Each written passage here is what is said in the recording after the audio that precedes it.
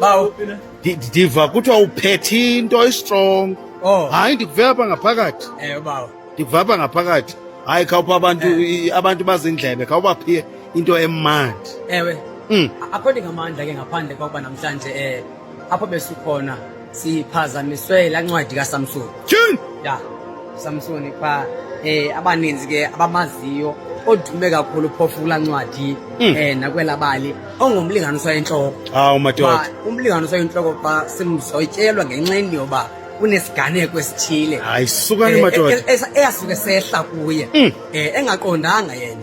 Esithi wenzisisa kanti isisa sakhe sawubuya semjikela. Hayi sukani madoda. Qhetyunwela uSamson bamhlobam. Engaqondanga into yoba njembe qhetyunwela uyonzakalisa. Hawu madoda. I-response yakhe emenza into yoba azibhaqela situation. Hey. And so namhlanje leso encourage amadoda into yoba akho nto ilula ingathi kuphunga kwesidima sendoda ngenxa yesigqibo ezenzayo.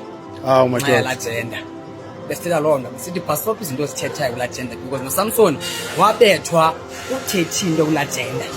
So aphone kuzonwabiseni aphone kuziviseni kamnandi sidinga uba sibe very very very cautious kwizinto esizithethayo kwabantu because kusemveni koba uDelila ezame izihlandlo ukhangela amandla kaSamson.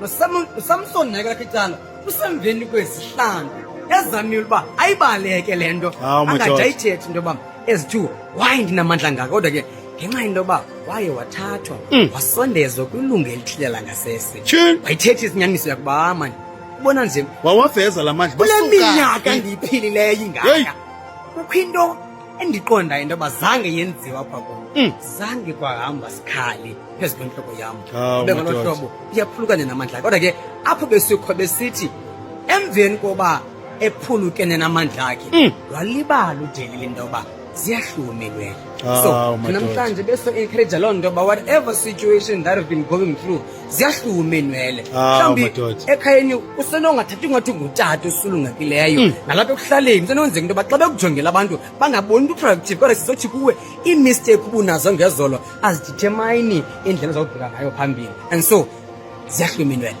Bese ngalona zothi inwele ziyahluma kabless. Hayi ke khakho uzichaze kuba ubani kabani phi akwazi ndingiba uthobela. Awu madoda yangathobela ndilapha emadladleni umlando apha kufitshane kaza umsiba unqwabana nombinga ndingqongqombane kaThixo. Hey injalo mhlekazi.